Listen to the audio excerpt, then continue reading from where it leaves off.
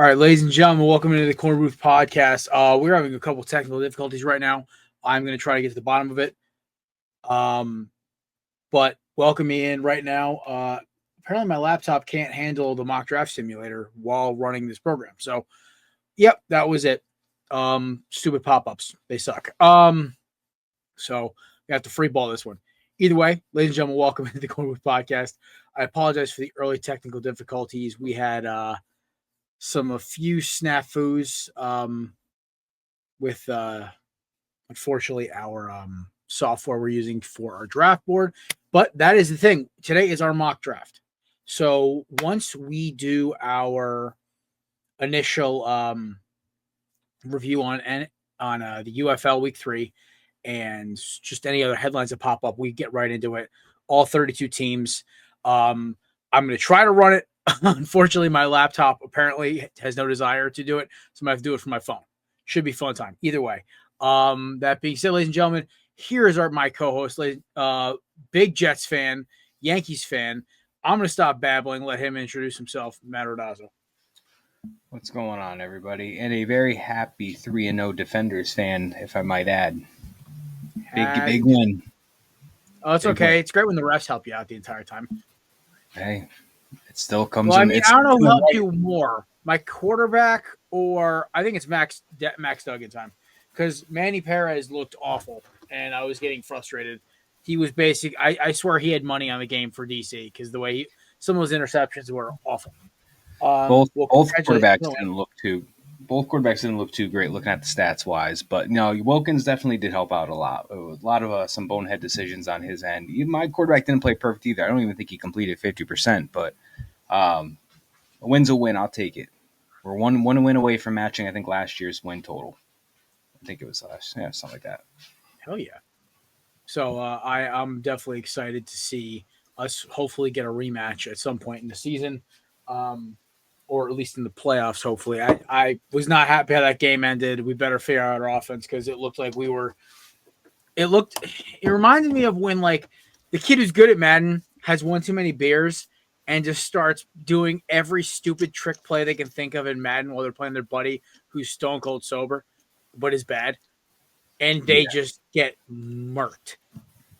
Yeah. That's what it felt like to me. But, I was preaching the whole year so far that defense is legit, and they held their ground. But like I said, there's mistakes on both ends. It was just came down to who got the last one. And Wilkins had a rough game. I haven't followed him stats wise for the whole year, but he seems to. I mean, when your team starts off 2-0, you'd assume they're doing well. But yeah, Teamo didn't even complete 50% of his passes, and he had 2 interceptions as well. I know he had those 3 touchdowns, but a lot of his throws were not on the mark, and they were just way off. He just doesn't look like he's settling into a groove. Yeah, it's kind of an unfortunate thing. Like right now, like the UFL, like I mean, the best game I got to watch was definitely Friday's game. Sorry, no. It was unfortunately for Nate, it was the Renegade. No, it wasn't. It was Houston's game when they beat Memphis. Sorry, I'm like, my brain is trying to understand, like, come up with 30 different ways to fix our lack of mock draft problem. So I'm on my head just trying to get everything squared away. But yeah, my biggest takeaway from that game was, one, Houston actually could move the ball with the new quarterback. On top of that, that defense is still nasty. They're just mean. And it kind of makes me think, Nate, you're really lucky you switched off San Antonio because they are the worst team in this league. But dude, this is it. Not there's no what this week showed me is there's no runaway first team. Yes, the Defenders won, but it took 5 turnovers, a couple questionable calls, and a very offensively bad coach performance by the Battlehawks to get the win. Which means that anybody could win this game because, like the Stallions barely survived. Panthers sort of handled business, I guess. Sort of, kind of, not really. It was not a fun game to watch. So, I like, yeah, listen, Stallions eked out Nate's Renegades. Like, Nate, honestly, any other day of the week, that probably bounces your way. Oh, by the way, our producer Nate's here, by the way. Hi, Nate. Hi, fellas. Hope you guys are doing well. Happy Monday to you both. Good to see you guys. Yeah. Look, I don't know. It's just whenever when it comes to like football teams that I like, we either don't freaking score or we lose. So it doesn't even matter. I don't really care anymore at this point. I'm just gonna just watch the UFL for fun when I'm working, and I don't really give a fudge about how the Renegades do. I don't. I'm done. I'm done. I don't get it. I don't get it. Ever since I became a fan, we've scored 20 points. It's only one loss.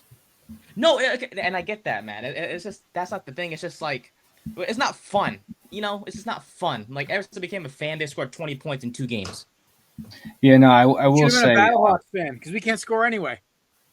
I will say I'm very surprised that Luis Perez, who's been I would think like the longest consistent, like one of the better quarterbacks in the XFL UFL combo, with AJ McCarron and everything, and Cardale Jones. He's been around for a while, and he's usually the best that they have. And I'm very surprised that they've scored 20 combined points in the last 2 games. Usually it's not like him, but hey, 2-1, it's better than 0-3. I guess so, my friend. Yeah. I don't feel any excitement right now. Like it's fun having football back on my TV, but I'm sorry, I just don't feel as excited because my teams, I don't have a connection with any of these teams. Like I switched teams after week 1, and I still don't have a connection with the Renegades because they don't make me excited like a Battlehawks or a Defenders team does. Do what I did. Find a player you loved from the pros who's on the team now. Go through and look like NFL players and pick a team. Dude, it could be like I honestly, if I wasn't a Battlehawks fan, I'd be a Roughnecks fan. Because of my boy Cornelder from the U, like gave us one of the greatest moments of all time with that 40 lateral kick return to beat Duke, like the most improbable play in Miami history. He is a hard-hitting corner and safety for Houston who plays nasty, mean, aggressive defense. Only thing that sucks is that I love teams that run the football and rush the passer. What did the Battlehawks do well? Run the football, rush the passer. So kind of fit there. But there's many different ways to pick a team. So yeah, listen, Nate, our project this year is to help you find a team. So if you win the pick 'em because you want any fan bias behind it, you get to pick your hat. So there you go. There's our mission, Matt. We're gonna have him pick a team. Nate's gonna wait until the He's got 6 options left because he's not a Renegades fan, he's not a Brahmas fan. He's gonna wait, and it's gonna be like the Defenders or the Badhawks who win the championship. He's like, I'm gonna be their fan. I'll be the fan of the winning team. At least someone. Just say you're a fan of success. It's a great way to get out of it. There you go. All right. Excited for today, boys. Good to see you both. Yeah, man. Happy mock draft today. For those of you who don't understand, the mock draft has been a tradition of the Korner Booth for the last 5 seasons. We started in 2021 with me and Kevin laughing hysterically when we tried to warn Samir that if the Jets took Zach Wilson, it was going to crash and burn. Wow, we were right. I also said on that show famously, Trevor Lawrence has not progressed since his freshman year of college, and I still stand by that statement. Yeah, you hit the nail on Zach Wilson, which it's very frustrating because I think anybody watching him, you can see signs of like this kid has the tools and the potential. Like he's got the athleticism, he's mobile, he can use his legs, he's got a strong arm. He had everything. He had every tool you'd want a quarterback to have. You just need to put it together, and he just couldn't. I really thought he could possibly put it together with Rodgers there, but obviously we saw the debacle was that first year of Rodgers. So I don't know. Future Defenders quarterback, future Battlehawks, future Brahmas quarterback Zach Wilson. Not doing well. I think he's still. Oh no, he's with Miami. Don't know if he's going to make the team, but he is. He's in Miami right now. I love it. But listen, on the UFL thing, we'll put this to bed. And obviously on Thursday, we'll do our final round of the our bracketology. And we're also just going to do last-minute notes for Thursday's show is probably going to be a little shorter just because it's kind of like that weird show before the draft where we're just trying to keep our head screwed on straight. And by the way, our show the following Thursday on the 27th, that show is early because we are doing the pregame for the NFL draft show. I'm not telling you who's doing it yet, but I will say this. We are always the pregame show for it for the last 5 years. So we'll be live going into the draft, getting you ready for it. Obviously, we'll be live on Belly Sports. I'll be there. I have to finish my big board. But we'll it'll be a good time. A lot of actually, I think all three of us will be there in some capacity. Except Matt will be crying into his hat as usual, with his wife consoling him, and big aunt sitting on the floor being like, "Why is Dad upset?" Yeah, I don't even. Yeah, I'll be honest. The quarterback in the first round, and his name was Jackson Dart. I'm not going to be upset at taking Dart. I'm going to be upset at them taking Dart at 7 if that were to happen. I'm not hating on the player. I'm hating on where they're. It's like this is really bad comparison, but this is all I can think of. It's like Daniel Jones, like horribly placed pick, but if he was picked bottom 10 of the first round, maybe somewhere in the second, probably wouldn't have been as bad. I just. I think Jackson Dart should be better than Daniel Jones, but I also just don't want him at 7. I have no idea who we're taking. I genuinely couldn't tell you. I hate it. I'm kind of, it's weird. I'm in a weird position because I'm trying to redo my draft board. I've redone my mock draft 4 times already in the last 3 days, and so the teams that screw me up are all the NFC South teams.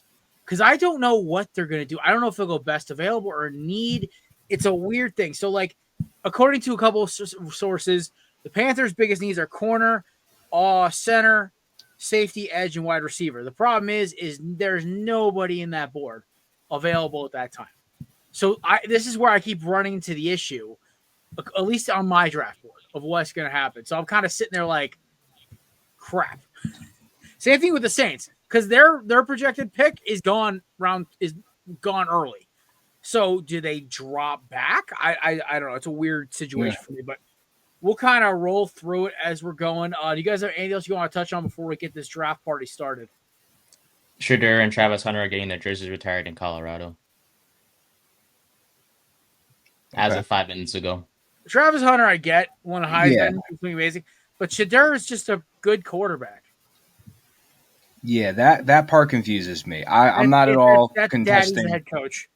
I'm not at all contesting Travis Hunter because of what he has done at dual positions in college and got the Heisman and everything for it. But I am a little confused. Maybe because Colorado's program has been so bad for so long that he was a part of bringing it around and making it relevant. And maybe, I don't know. But if that's the case, you're going to have to retire many other jerseys. I don't know. Yeah, 100%. Well, we'll see what you guys think of Shedeur in this draft. I'm very excited to see what you guys have him in your mock draft for sure. Oh, I am ecstatic. And we're not even doing sound effects this year because it got too out of control last year with the buzzer horns and all that crap. So I remember that one. That was all we're going to do is I would love to I wish we paid for a cameo for just Rich Eisen saying we're on the clock, because I don't think there's anything more fun than Rich Eisen. To me, is the symbol of the NFL draft. I think that's why I picked him as our GIF of the week. Because 1, Rich Eisen's one of the broadcasts I've looked up to as a kid. 2, I love his enthusiasm for the draft. I truly do. To me, the NFL draft is my Christmas. I try to take off work the day after. I get out of work half day the day of. I've done it the last 6 years in a row. And every year, except at least since 2021, my Eagles have done something that's made me smile in the draft. I hope I get to smile this year AJ again. Brown, Jalen Carter, Quinyon Mitchell, Cooper DeJean. That was day 2. That was day 2, correct. My apologies. Day 1, somehow Howie Roseman makes me smile. Even I love the Jordan Davis pick. And you know what? I'm happy we didn't deal him in the offseason, knock on wood. I feel like him and Jalen Carter are just such a good deal. There was a rumor that he was in the Myles Garrett trade window, but this was back when they thought they were going to keep what's his face, Milton. Yeah, Milton Williams. So I personally don't know what's going on, but you guys ready to kick this candle? Yes, sir. All right. So the Korner Booth mock draft 2025 has now begun. So, with the first overall pick, the Tennessee Titans are on the clock. Matthew, you have the honor, sir. You are the reigning champion for our pick'em, so you get to go first. Well, this one stumped me. Let me tell you, I spent hours trying to figure out who Tennessee was going to take. Right, listen, ultimately, you don't have to go over the top here, okay? Just say who it is and we can move on. It is obvious. I'm taking quarterback Cam Ward for Tennessee. It just solves a lot of issues, and I just don't think Will Levis is the answer. Yeah, the problem with Will Levis is his biggest claim to fame is his memes or his sex tape. So we'll kind of leave that one alone. Nate, do you also have my good friend from the University of Miami going on? Indeed, I do. I'm excited for him to play with the Titans for sure, man. I'm excited. I'm so happy for him because I'm so happy he's dodged the bullets that were the Browns, the Raiders, the Giants. Like, everyone was giving me so much crap over the offseason. I'm like, guys, the Titans secretly made like all these great moves and nobody's talking about it. And the AFC South is a flaming pile of dog poop. There's literally one good team and they got worse. So I'm at least on offensive line. So I love this move. I also am going with Cam Ward. No duh. He's the best quarterback in this class. It's not even close. Number 2, I'll take this one off. Speaking of quarterbacks, Cleveland Browns select Shedeur Sanders out of Colorado. You know what? We all thought the Giants were accumulating quarterbacks. So are the Browns. Flacco, Pickett. Let's throw in Shedeur Sanders while we're at it. I think the Flacco move honestly kind of lends it more to the fact that they're going to go get Sanders. Because either they just wanted to get Pickett as an insurance policy. I think you can coin flip either Colorado player here. One's going 2, one's going 3, or the reverse is going to happen. So, Matt, am I on the right here? Who you taking? Who you got taking it to? With the Browns on the clock, they have started the campaign to tank for Arch, and I'm going to say they go defensive end Abdul Carter out of Penn State and pair him up on that line with Myles Garrett and just form the deadliest defensive line in the NFL. Well, second. My apologies, Mr. Eagle, second. Yeah, no problem, buddy. I like they've been talking about loading up that D-line all year. I think the problem is like I'm part of this crew of where everyone is trying to overthink the number 2 pick for the Browns. So like me, our boy Max Lobes, all of us are overthinking this too much. They're probably gonna go edge, or like they might shock the world and go with like Ashton Genty. But I don't know. I mean, I think Shedeur would be the fun pick. If people haven't fallen as far as New Orleans, I don't think New Orleans will go with him. I think New Orleans is going to take a tackle first round and then go get Dart or McCord or one of the guys in the second round, because I think that's more of a New Orleans pick. Also, Dart reminds Kellen Moore a little bit of Hurts, so he can kind of work with that since that's what he had last year. Nate, who you got to? Yeah, I have the Browns taking Travis Hunter. I think for them, I know they got Pickett. They signed Joe Flacco recently. They still have Deshaun. I think they'll roll with those 3 entering the year. And why not get a guy who's a quote-unquote generational talent, can play both ways. You need help at wide receiver outside of Jerry Jeudy, and you can never have too many cornerbacks. Him and Denzel Ward would be quite a duo, along with Greg Newsome. So give me Travis Hunter to the Cleveland Browns. Ooh, okay. We're going to number 3, to the New York Football Giants. Nathan, your team's on the clock. Who they taking at number 3? It hurt to pass on him. And I love Shedeur a lot, but anyways, I'm gonna go with Abdul Carter from Penn State. I think the Giants should follow the plan that brought them to success during the Super Bowl years, which is having a good defensive line. So you have Burns, Lawrence, Thibodeau, and you add yourself Abdul Carter, who can be better than Micah Parsons. So give me Carter. Wow. All right, that would be, that might be the deadliest defensive line in the league. Yeah. Plus the NFC East, all great quarterbacks that we have to deal with next year, especially the Super Bowl champion. Fair. I will say I have them taking Travis Hunter at 3. I think the name value alone is going to get butts in the seats, and the Maras desperately need that after losing their bell cow in more ways than one in Saquon Barkley. Listen, Malik Neighbors is an amazing receiver, but unfortunately his name isn't that crazy. Unless you're a football fan, you're like, who's Malik Neighbors? You ask a rant, like a casual, you heard about the kid from Colorado who played both sides of the ball, won the Heisman? They'll probably be like, oh yeah, that rings a bell. He's Deion's kid, right? Or he plays with Deion's kid. It sounds like a lame argument, but you got to realize, like, New York is one of those markets where, like, people are Yankees, then maybe Knicks, Rangers, then Giants. It's not like Philadelphia where Eagles are always reigning supreme, or Chicago where the Bears reign supreme. It's kind of a split market because you have a successful franchise in that market in the New York Yankees. You have an up-and-coming hot franchise like the Knicks, and you also have the Rangers who are honestly a really fun team for hockey. So I think the Giants go get the name recognition guy. They go get a QB in the second round or the third. They try to build an explosive offense because trying to do the Howie Roseman method has not worked for them. So that's where I got them going. Matt, who do you got the Giants taking at 3? I'm sticking to my original gut plan right here. So I got the Giants taking quarterback Shedeur Sanders out of Colorado. I still think it happens. I know they have Russell Wilson, they have Jameis Winston, but I think this makes sense. They draft Shedeur Sanders. He learns behind Russell Wilson. What's his name? Jameis Winston backs up Russ for the year. And then year 2 of Shedeur Sanders, Russ is gone. Shedeur steps in as QB1, and then Jameis Winston backs him up. He has that 2-year deal. I think it makes the most sense. I'm sticking with it. I'm taking Shedeur at 3. I hope you're right, Matt. I hope you're right. I hope you're right. I hope I'm so wrong. I love Carter, but man, I go berserk. But sorry, boss. Go ahead. My fault. Well, it's okay.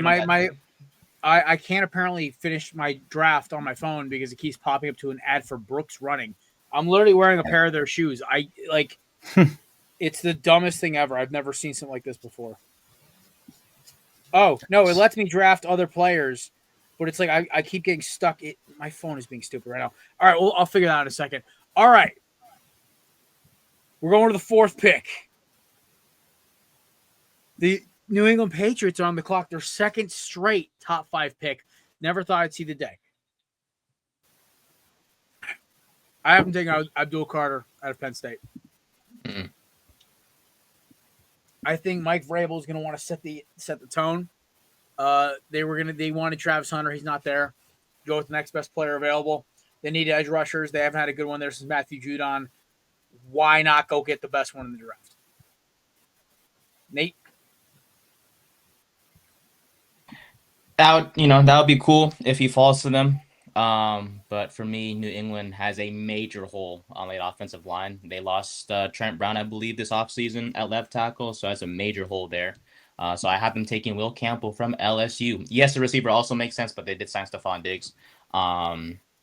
And yeah, so give me Mr. Campbell, best left tackle in the draft. Go Tigers! Say it, Matt.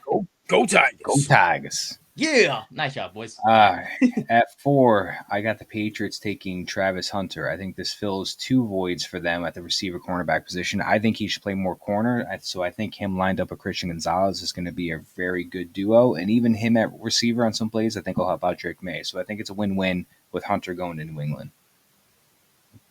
All right, sweet. We're going to number 5. The Jacksonville Jaguars are on the clock. I'm going to make this simple. They go with the best player available to rebuild that defense, get Saxonville back on the map. They go get Mason Graham, arguably the best defensive prospect in this draft. It's a no-brainer to me. I love the Jalen Walker pick. It makes a lot of sense, but you start in the trenches. A good linebacker ain't going to do jack if you don't have a guy up front absorbing blockers and causing havoc. Just ask Paul Posluszny. Real deep cut right there. Puzz. All right, Maddie, who you got the Jags taking? Well, Jared saved me the explanation, but I agree with him. I'm taking defensive lineman Mason Graham out of Michigan for the Jaguars at 5. It makes a lot of sense. Defense is a weakness of theirs, especially that line, so they need some more pass rush. So give me Mason Graham at 5 to Jacksonville. Cool. Yeah, I'll keep it short as well. Armstead, Hines Allen, Walker, and Mason Graham. That's a good line to me. Sweet. All righty. We're moving on at number 6. Actually, Nate, could you announce the next couple ones while I try to get my draft figured out? Because I'm losing my mind trying to figure this out on my phone and do 2 things at once. Yeah, no worries. Number 6, we have the Las Vegas Raiders. Matt, who do you have going? Yeah, you're good. Who do you have going 6, Matt? So at 6 for the Raiders, I think something that they need is defense, and I think particularly the secondary on defense. So I think this is when our first corner comes off the board, and I'm going to take Will Johnson here for the Raiders. I think he just help strengthen that secondary for them and that Pete Carroll team. So I think it makes a lot of sense. I think it checks off some positions for them. So give me Will Johnson to the Raiders. Ah, very nice. Jared, good to go on your end? No, my phone is this Draft Network app is terrible. I'm mad as hell. I just lost my entire draft. I was at pick 28. I'm keeping track for you guys if you want. I can keep track for you guys. I appreciate that. I'm gonna take, but I have like a bunch of crazy stuff happening in like next couple picks. Give me Ashton Genty. Pete Carroll loves running backs. He loves running the football. They believe in Geno. I don't think they're gonna burn a first round. They're not gonna pull a Falcons and burn a first rounder after signing a QB to extension. I think, unlike Kirk Cousins, Geno has been relatively healthy. He's missed games here and there, but he's kind of been consistently 10 to 12 to 15 games. I think that this works enough for him going forward. Now, I think they will go quarterback second or third round, but I think right now, Genty to the Raiders makes a ton of sense. They've been productive when they have a good running back, a la Josh Jacobs, Marshawn Lynch. You can go down the line of when they're Marcus Allen. When the Raiders are good, they have a good running back. So I'll leave it at that. Okay. Yeah, I agree with Matt. I think defense is more of a hole for them compared to running back. They signed Raheem Mostert this offseason. They have Zamir White still, and they have that one guy that shined late in the year. I forgot his name, McCormick. Not that he's going to be a starter or anything, but I think corner is more of a pressing need. And in my board, corners kind of get taken up. Most of the good corners are off the board by round 2. So give me Will Johnson for the Raiders, best corner in the draft by far. And they also released Jack Jones, so that's another reason why they could use a corner. So yeah, very weak cornerback room at this point in time, but he immediately becomes CB1 and they can chase running back in round 2. So Will Johnson, the Michigan man, to the Raiders. Number 7, we go to Matt's team. I'm excited for this one. I'm going first on this one. I'm going first. Do it, Jared. Who do you got at 7? Tyler Warren. I love this move. Okay, this is like the smartest pick they can make. You get a guy who is a definite weapon to start the season. He's healthy. He can do 1,000 things. Oh, and he can block. And here's the thing. The Jets love to run the football. How about you get a guy who's a hard-nosed, dynamic player who guys are going to get excited about? Listen, Dan Quinn goes out and reaches for Sam Laporta, becomes a pivotal part of their offense as a rookie. Aaron Glenn is a disciple of Dan Campbell. MCDC, baby. Tight ends win championships, or at least get you to them. Give me Tyler Warren going to the Jets, the best tight end they've had since Dustin Keller, at least, if not farther back. Yeah. I'm with the deep correct. What a name. Holy That's crap, correct. Dude. Yeah, and he always was hurt, but when he wasn't, oh man, he was great. All right. So I love Tyler Warren. I think the Jets are looking more defensive line or offensive lineman right here. And because Mason Graham's off the board, I'm going to shift to the best offensive tackle available. I think they go Will Campbell at LSU. I think they either put him at right tackle or they move Olu to right tackle. And then you got both of those guys on each side. That strengthens up the line. That resolves one of the tackle issues that we have. That solidifies the offensive line for Justin Fields and for Breece Hall. So I'm going to skip tight end and say they take maybe Loveland or Fannin or somebody else in the second or third round. And I'm going to say Will Campbell goes to the Jets at 7. Okay. It's like, Matt, it's like we literally did our mock draft together, it seems like, because I literally had the same mindset. Like, I would have loved Warren. I spent like 10 minutes on like thinking about you guys and who you guys should go to. But I also went offensive line as well. And I took the best one on the board, which is Amon Nambu from Missouri. Nice. We've been liking him a lot. He's a good one, man. I like him a lot for sure. You guys have a major hole at right tackle. And someone's got to protect Justin Fields back there.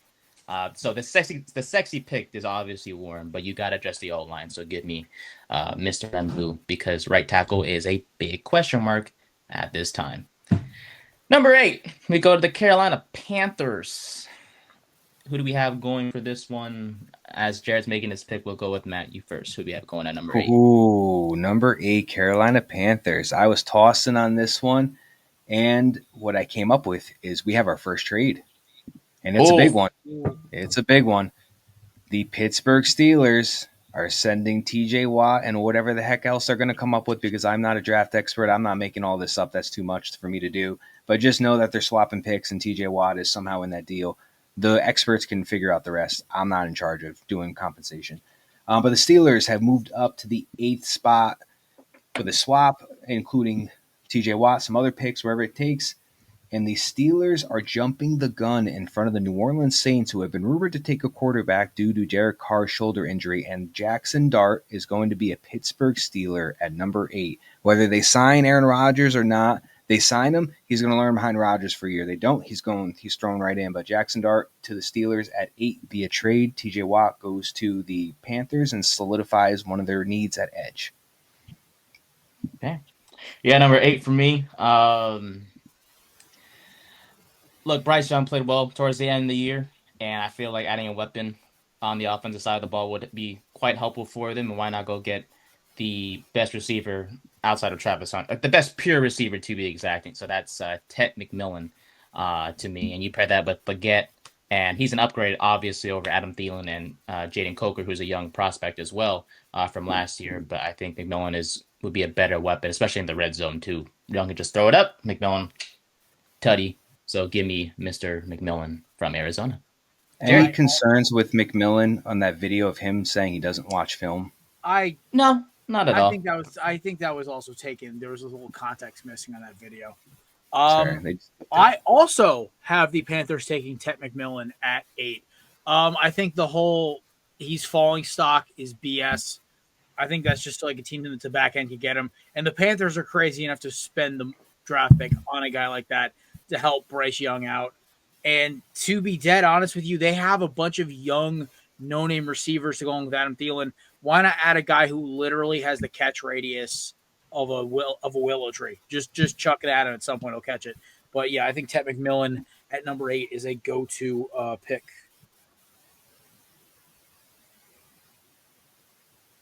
Nate, you're muted. Nate, I'll just write my trades. I'll write my trades down. Don't worry about it. I'm not going to try. I'm already 15 picks into this one. I'm not going to try another one again. I'm doing this off memory because, by the way, folks, I had 4 mock drafts saved on this website. Gone. All wiped out. It restarted. It refreshed the page because I didn't want to do pop-up blockers. Gone. So I'm writing everything down by hand today. God bless Nate for writing my picks down. Love you, buddy. I got you, buddy. So yeah, we're on to number 9 now, the New Orleans Saints. And Matt, to be exact, you went Steelers trade with Carolina. Yep. So Steelers moved down to 21 on my board, and the Steelers, go up to 8 and take whoever to that Jackson Dart. Jackson Dart. All righty. Number 9, my friend. Who do you have? Oh, I got another trade for you. So the New Orleans Saints, I believe, were on the clock at 9, correct? Yes, that is correct. The Saints are at 9. So they wanted Dart because Derek Carr's got a shoulder injury. The Steelers jumped the gun on him, so now they're panicking, so they're looking to trade back. The Dallas Cowboys trade up with the New Orleans Saints and jumped Chicago at 10, who have been rumored to be interested in Ashton Genty.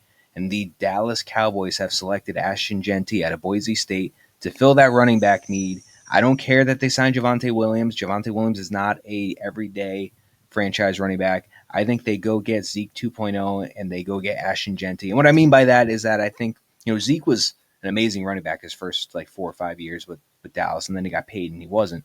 But I think they get lightning in a bottle again at running back with Ashton Genty at 9 via trade with New Orleans. Okay. Love it. Boss, you went with McMillan for the Panthers, I believe, with at pick number 8. 9. Yes, I have 9. the Saints taking Will Campbell. Okay. Love it. I just think, they're not going to get their guy early. They thought Shedeur would fall. He's not going to. So they say, hey, listen, let's build around him, take the best tackle available, and then they'll kind of just address it later in the draft. There's enough. I've said this 1,000 times. Once you get past Cam Ward, the difference between Shedeur and the rest of those quarterbacks, all the way down to Tyler, I think, Slow out of Louisville, is very slow. Is very close. In terms, it's not like last year where it was like if you didn't get the top quarterbacks, you're not getting jack. So even though we were kind of wrong in that aspect because Bo Nix had a great year and so did Penix and on and on and on. So that was at least just my view here. I think the Saints don't panic and load up on O-line in the first round. I agree with mine. I went Kelvin Banks Jr. From the Longhorns, going to the Saints at 9. Look, I know the Derek Carr injury thing came out of the blue, but Moore has expressed belief in Mr. Spencer Rattler, as crazy as that sounds, and the Saints have done some dumb stuff this offseason, let's be honest, in my opinion, personally. And yes, Shedeur has not been taken off the board yet for me quite yet. But I do think the Saints are also possibly in on the Kirk Cousins / Aaron Rodgers sweepstakes. One or the other will be heading there, I feel like, before the season starts. So give me Mr. Banks to the Saints. That rhymes. Number 10, we have the Chicago Bears. Matt, start with you again as always. Who are we going with here? Which Chicago? All right, so with Ashton Genty off the board, I think Chicago looks for the defensive side of the football, which I think keeping DeAndre Swift as that primary running back one's a solid thing for them. But I think they go defensive line. I know they had Grady Jarrett. There we go. I almost got it wrong. But he is on the end of he is aging, and I think they go young at defensive tackle, and I think they go Kenneth Grant out of Michigan to spruce up that defensive line, because that offense I think is going to be a lot more improved, especially that line, but that defense still needs a little bit of work. All right. Boss, are you ready for your 10th overall pick by chance with Chicago? Yes, the Chicago Bears are going to have their first reach of the day, and they're going to go get Kenneth Grant out of Michigan to shore up that run defense. I think they are going to say, hey, we can score. We can't stop anybody. They have a decent secondary. Their defense fell off towards the end of the year. Why not load up on a strength? Why not go get arguably one of the biggest disruptors in the draft? You could say, oh, he was with Mason Graham. Yeah, the two of them together were a nightmare. So give me Kenneth Grant to Chicago. All right. Number 10 for me, I have the Bears selecting Ashton Genty from Boise State. Look, I think for me, RB1 is kind of a major hole for them right now. DeAndre Swift isn't really RB1 material, in my opinion, and he's been rumored to be possibly traded, actually, this offseason. So that still might happen, especially with the draft, coming up soon. And Roschon Johnson isn't really a solid backup back there. So, and Genty he's a workhorse, generational back, to be honest. And helps Caleb Williams out with that in that offense for sure, and adds to the breadth of weapons that they have over there in Chicago with Moore and Rome Odunze. So, number 11, Jared's favorite team, the San Francisco 49ers. I'm just kidding. But Matt, who do we have going at number 11 to SF? Number 11 with San Francisco. Sorry, there's a lot of noise going on at the end of my house. It sounded like bad things, but I think I know what it is, which is not a bad thing. My neighbor's working on his very old car. The San Francisco 49ers, I think, address their needs at offensive line, and I say they take Kelvin Banks Jr. to solidify that tackle position on that line. Okay. I like it. At number 11 for me, I had the Niners select Derek Harmon, the defensive tackle from Oregon. Harmon is one of my top D tackles on my top 5 list. He comes into a weak D tackle room that lost Armstead, Hargrave, and Collins these past few years, or past off seasons, I should say. And Kevin Gillen and Jordan Elliott doesn't scream intimidating on that defensive tackle position. So give me Mr. Harmon from the Oregon Ducks. So Matt, you went with D tackle as well, if I'm not mistaken. I went offensive tackle. I went Kelvin Banks Jr. Kelvin Banks, my apologies for SF. Boss, who do we go with yours for number 11? Walter Nolan out of Ole Miss. This is going to kill me because he's one of my favorite guys in the draft, and I would love for him to get paired with Turner plays Milton Williams in Philadelphia, but I know he won't fall that far. I'm not delusional. Also, I know we got a load of prospects, but I know how he can't work this magic. San Fran is going to stay put. They lost a lot of weapons on that defense last year.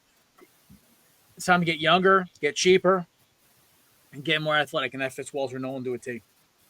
All right. I can go first on Dallas. Cool. Yeah, number 12, Boss. Who do we got? All right. They're going to go with a big name and a out-of-control athlete. Mike Green out of Marshall is who they're going to take. He's kind of the guy lighting up the Senior Bowl. He had all these great – but he's a small school guy. My other one, I was going to have them take in Matthew Golden out of Texas because they go for the fastest guy in the draft, but Jerry's going to try to get some defense going, and I think Mike Green is good because they might trade Micah today or on Thursday. We don't know yet. So like this is totally a Jerry move. Trade Micah, draft Mike Green, who's cheaper, or at least just get a guy to replace Tank Lawrence. So yeah, I have the Cowboys taking Mike Green at 12.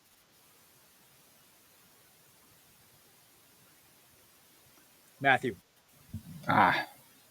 Breaking news: Paige Beckers goes 1 overall to the Dallas Wings. Woo! Yay! All right, the Sparks were almost gonna get her too, but they got the second pick, unfortunately. Some breaking news. Sorry. No, you first. I'll say my news after, Matt. You're good. Who do you have going 12? All right.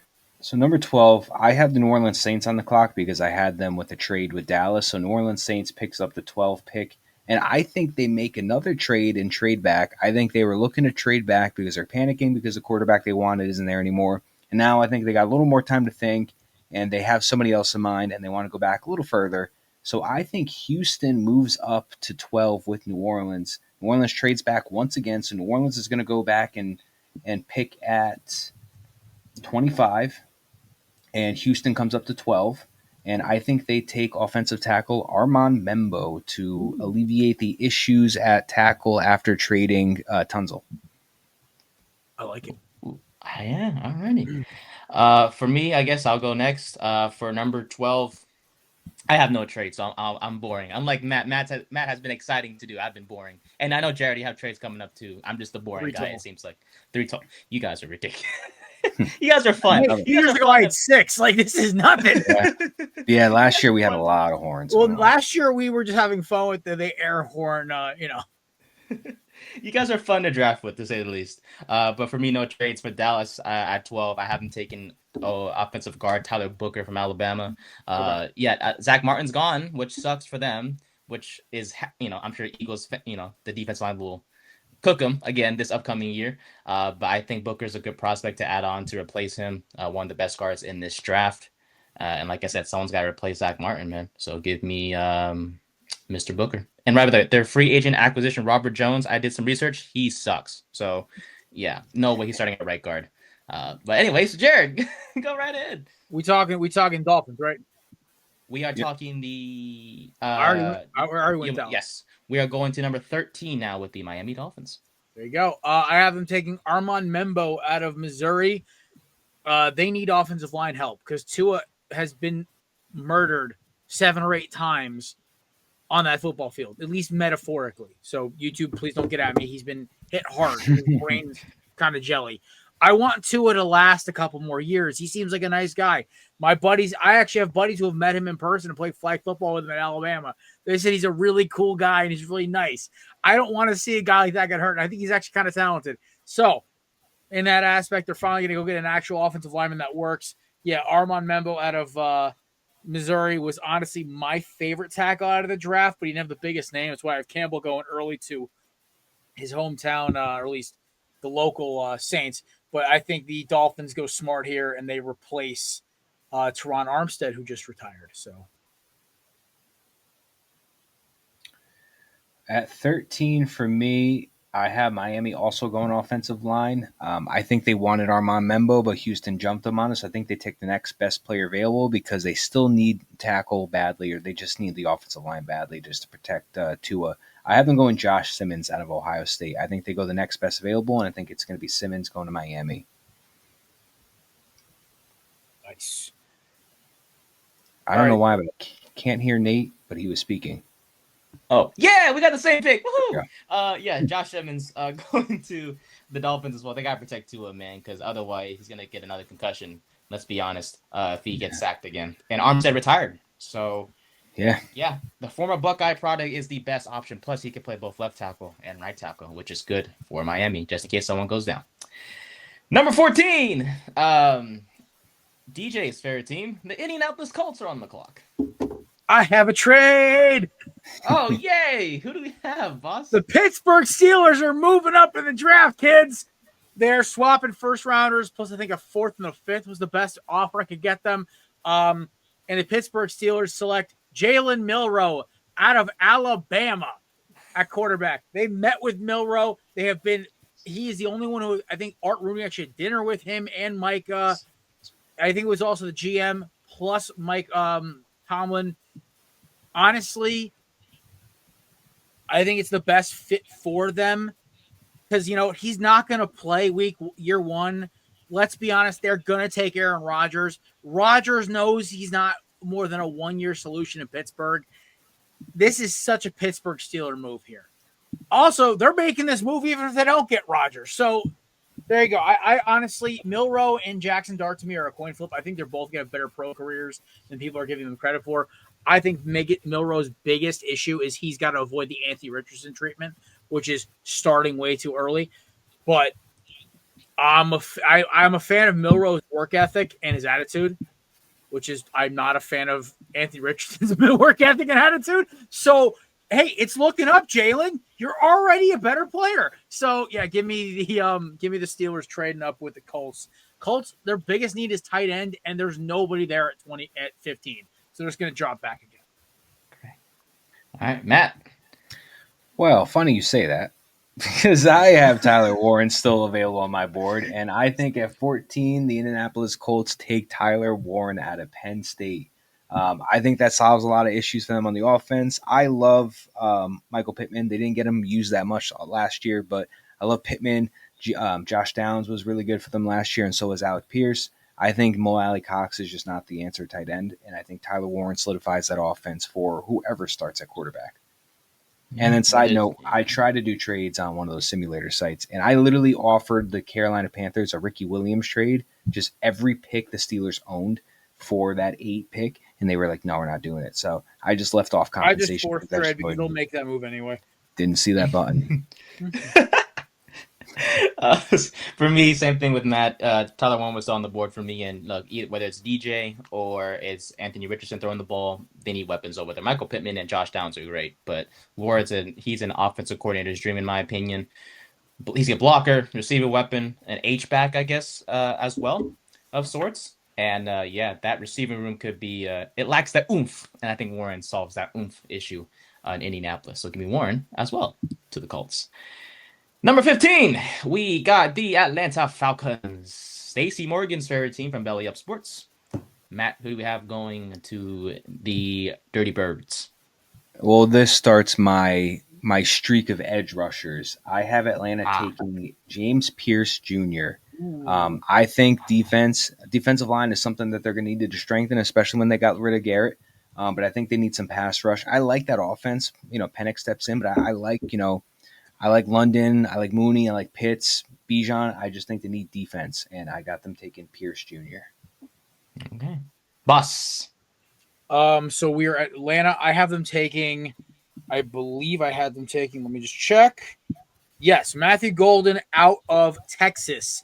Listen, the Falcons actually selecting a defensive edge rusher who's not like coming in a free agency is like the world falling. So I think they're still satisfied with Matthew Judon, at least in their heads there. They'll probably grab a edge rusher second round. I do think, though, they are going to go get a guy who can stretch the field, who is just a good vertical weapon for Michael Penix. They're going to give this kid every chance possible to be a star. I think he's a great combination with Drake London and Darnell Mooney. I think they want to give him as many weapons as possible because I know they can't always account. Like once Mooney went down, that offense got like lackadaisical. They had Ray McLeod as a slot receiver, and no disrespect to Ray McLeod because he's a phenomenal player, but I know they can do better in the draft. I think this is the most Atlanta move ever of just saying, let's load up on playmakers to help our quarterback. 100%. Yeah, for me at 15 with the Falcons, I have them taking Walter Nolan, the D tackle from Ole Miss. Their current D tackle room is their Onyemata is his name. He's getting older. He's 32 years old. Not that great, honestly. Nolan's he's an athletic guy. He can play 3 technique or 4 technique, whatever the case may be. He's a young but technically gifted defensive tackle. So I think the Falcons will add on to that hole and solve that issue at the defensive tackle position and take Mr. Nolan from the Rebels. Number 16, we got the Cardinals of the NFC West. Matt? Well, I'm sticking with edge. I was going back and forth on this, and I'm like, well, they need a lot of help on defense, and they also do need another receiver. But I I've got them going edge here. I got Mike Green out of Marshall going to Arizona. I think that helps their defensive line, create some pass rush for Jonathan Gannon's defense. They can go either way, corner, edge, receiver, but I got them going Mike Green here. Okay. Boss man, number 16, the Birds. 16 to the weird Birds. I got them taking Jahdae Barron out of Texas. They need corners. I like Byron Murphy. I think but he went north, right? I believe he's in Minnesota now. Am I right? Minnesota, yep. Yeah. They need defensive backs. I could easily see, hey, let's have them go wide receiver. No.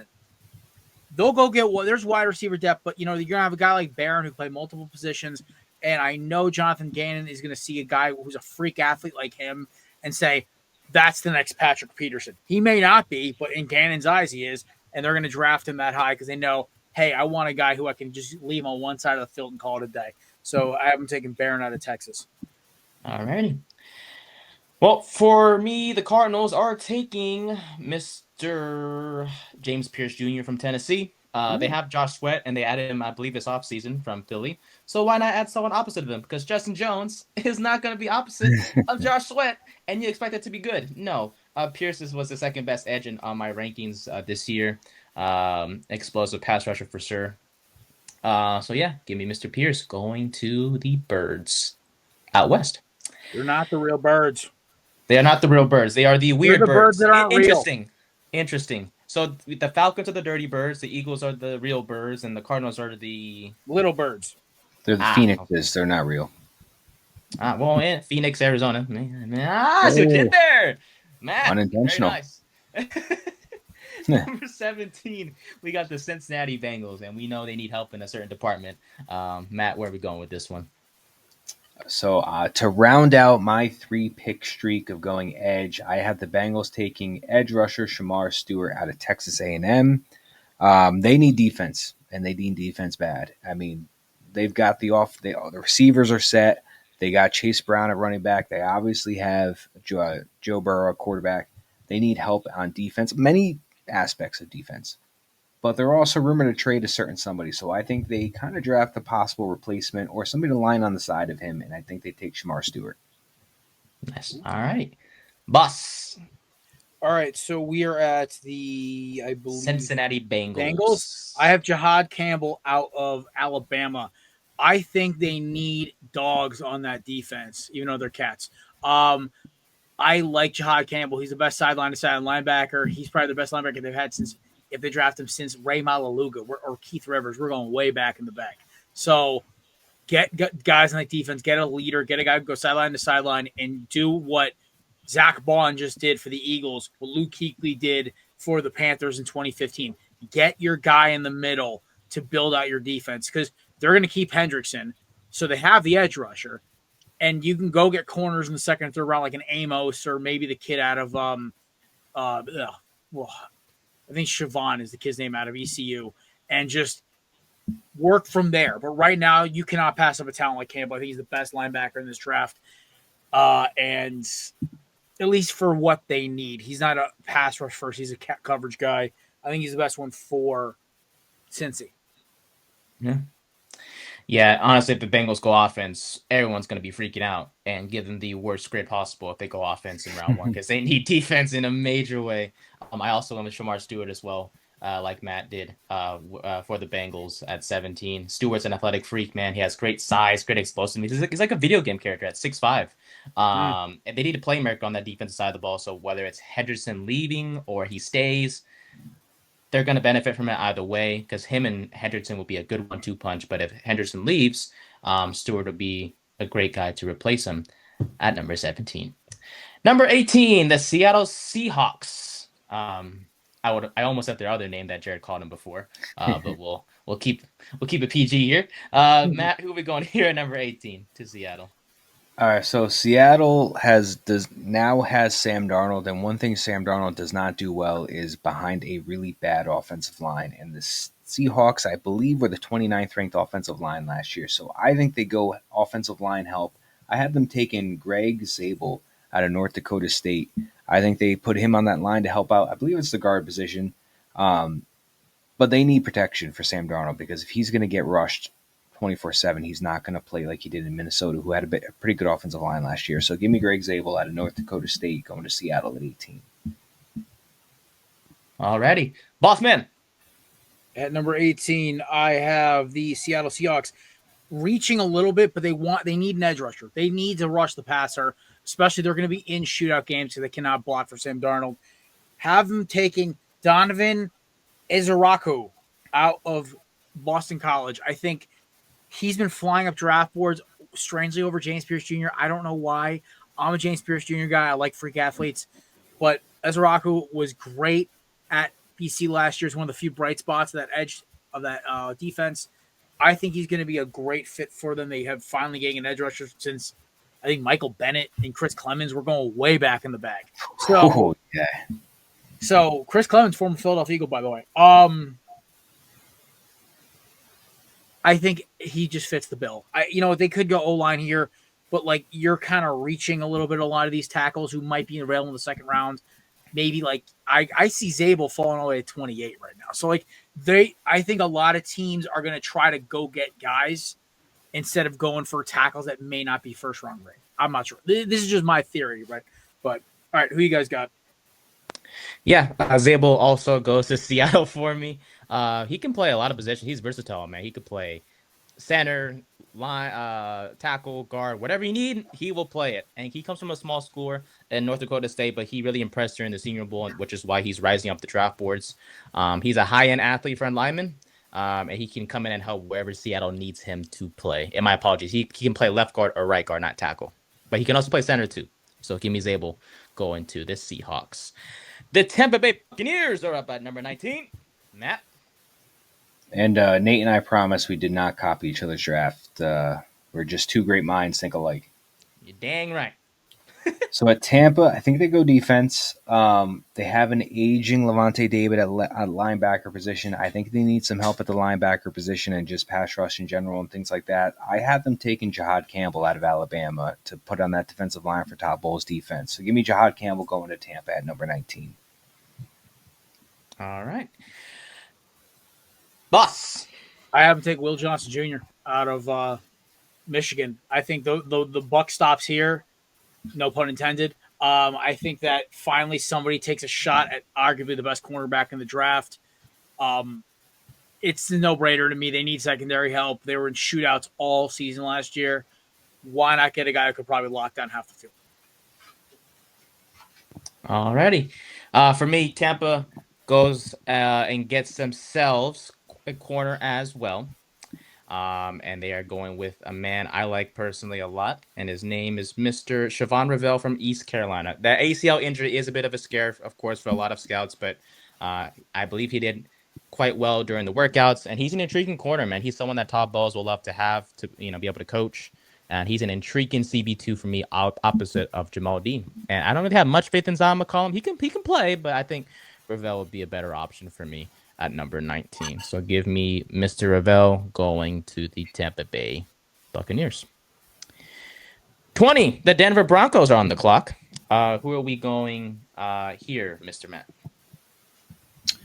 The Denver Broncos at their pick of number 20, I believe, go running back here. They don't have Genti on the board, but they also lost Javonte Williams to the Dallas Cowboys. I think they go Omarion Hampton out of UNC and solidify a run game for Bo Nix on that offense. So give me Omarion Hampton going to the Denver Broncos at number 20. All right, so I have my second trade here. This one's a total wild card, but I'm getting 2022 vibes again. So give me the Detroit Lions trade from 28 and swapping picks with Denver. Detroit, they look like they just want to make a move right now. I have them move up to 20 to go get a playmaker in their secondary, and they're taking Malachi Starks at 20. This is totally reminding me of when they traded up to go get their offensive guys in 22. They like Brian Branch, but they need another guy in the secondary to replace. Obviously, they got so many holes up there, and they could keep Branch in that nickel role. They allow Starks to play center field with Kirby Joseph. It's a real win-win for me. For me, yes. Thank you, boss. Appreciate it. Number 20 for me, no trades as always for me. I'm boring, like I said. But I also have the Broncos going with the running back, and it's the best one on the board, which is Amorion Hampton. What? Williams is gone. Look, Jaleel McLaughlin being RB1. I like Audric Estime from the Irish as the backup, but none of those two are at the level where Hampton is right now. Played well with the Tar Heels during his time in North Carolina. And yeah, it's been the running back room has been in a bit of a question mark since last year as well, because Javonte Williams was a starter, but they didn't like him for a little bit, and then they put McLaughlin in, and they put Estime in. It was just a whole mess. Trust me, it killed my fantasy team. I still made the championship somehow. Killed mine too, I don't know how I made the championship, but like that killed my fantasy team. I had both Broncos running backs, and I still got murdered. It killed mine too. I ain't gonna lie, boss, but hopefully Hampton solves their issues and he is the clear RB1 for 2025 and beyond. Number 21, the Pittsburgh Steelers are on the clock. All right. Matt, boss or Matt? Oh, yes. This is part 2 of my trade. So this is now the Colts for me. I have the Colts at 21 taking Josh Simmons out of Ohio State. They need offensive line. Listen, if they're going to make it work for Anthony Richardson, they might as well keep him up, right? Simmons at this point makes sense. I kind of flip-flop on him and Banks. Whoever doesn't get picked here at 21 falls a little bit. So I just said, you know what? We'll go with the hometown. We'll go with the Midwestern guy. Go with the guy who is a kind of a more, I guess a style of play that fits at least the fits Indianapolis with the running game. So, you know, give me Josh Simmons going to them at 21 after trading back with the Steelers. Nice. So I have Carolina on the clock because originally I had the Steelers trading down with Carolina, giving them TJ Watt, little pick swap, whatever else the compensation is. So Carolina gets TJ Watt, and now they're picking at 21, and they've addressed their big need at edge. Now they're addressing a huge need at receiver. And I have the man that slipped on my draft board, Tedero McMillan, going to the Carolina Panthers all the way at 21. They might have just won the first round of the draft in this one with getting TJ Watt from the Steelers and then getting Tedero McMillan at 21. So give me that receiver going to Carolina. Yeah, 21. I hated this. I swear to God, I tried for 15 minutes to convince myself that the Steelers was trade with the Giants, so the Giants could trade up and get Shedeur Sanders, but I couldn't because I'm trying to make it as realistic as possible, and I love Shedeur. Which, by the way, I know we can't go too long, boss, but Shedeur will hold one more workout, apparently private workout with the Giants specifically, announced 15 minutes ago. That's why I had a coin flip, dude. I said he's either going to the Giants at 3 or the Saints at 9, or he's falling out of the first round. That's kind of like my vibe here, because I don't think the Steelers like Shedeur. I think they prefer Milroe or Dart, so it's just kind of a dealer's choice at that point. Yeah, interesting that he's working out just specifically for them. Exciting for me though. But anyways, I have the Steelers against Shedeur Sanders. Oh, it hurts. Look, their quarterback room is quite weak over there in Pittsburgh at this point in time. You know, Mason Rudolph and Skylar Thompson, that's bad. So Shedeur Sanders goes to the Steelers and breaks my heart. So number 2, the Los Angeles Chargers. Who do we have going here, Matt? So this is my 4th and final trade of my mock draft of round 1. I have these Chargers and the Bengals making a trade. The Chargers have just acquired Trey Hendrickson, and the Bengals are on the clock at 22. Straight up, Hendrickson for the pick. So the Chargers get Trey Hendrickson. They trade out of the first. Bengals are back on the clock. They took what did I have them taken earlier? They took Shamar Stewart earlier, so I think they stay on defense, and they go cornerback Jahdae Barron to add to that secondary. So I think they got the edge, and now they got the cornerback. Hendrickson goes to the Chargers in the trade. Win-win for each side. They lost Bosa too. It's important to note, so that adds the fill from Bosa going to Buffalo. I forgot he went there. I forgot about that. I had to look it up. I honestly forgot to. Yeah, it was like a 1-year deal for like $12.5 million. But boss man, alrighty. So I have the Los Angeles Chargers finally helping Justin Herbert and drafting Luther Bowden out of out of Mizzou. I think this is the move here. I think they wanted Golden or Tet. Neither are on the board. Next best weapon is probably Luther Burden, the third, who honestly was the number one ranked receiver going into this season, at least in draft stock. He's still a great player. He's explosive. He gets in and out of his breaks. Has a little Debo vibe to him a little bit with his run after catch ability. Hopefully he stays in better shape. I will say this, though. I think Burden will help Justin Herbert. He had to survive with Ladd McConkey and a bunch of lawn chairs. This is definitely a step up. Alrighty. Yeah. I believe the Chargers will possibly sign Keenan Allen before the season starts. And you pair that up with Mike Williams and Ladd McConkey. That's why I don't think they'll go receiver in the draft. But I do have them getting a receiving weapon, which is Colston Loveland from Michigan, the tight end. He is arguably the best pass catching, specifically tight end in this draft. And yeah, he can block a little bit too. So yeah, why not give me Loveland going to the Chargers. Number 24, we got the Minnesota Vikings with Brian Flores as the head coach. You missed 23. We skipped 23. 23. My apologies, 23. Green Bay I Packers. have the Packers taking James Pierce Jr. out of Tennessee. I have them completely doing what the Packers do best, is ignoring their biggest need, which is wide receiver. They will take an edge rusher to pair with Rashawn Gary. I think Pierce is kind of a freakish outside line, like freakish speed guy to go with Gary's power. I think it's a good kind of back and forth. I think it does help the Packers because they struggled to make a stop when it mattered in the playoffs last year against a certain team that we could talk about.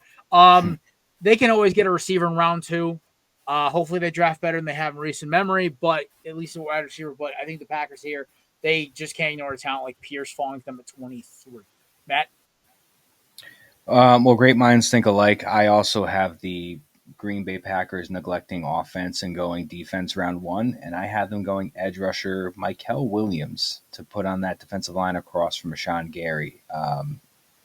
There's one thing you can always count on Green Bay to do is to just avoid the absolute need, which is right now is receiver. They love going defense, so I'm going to continue that streak and say they go Williams. I also have the Packers getting an edge rusher as well in Mike Green this time. They need to add Mike Green. Yeah, Mike Green.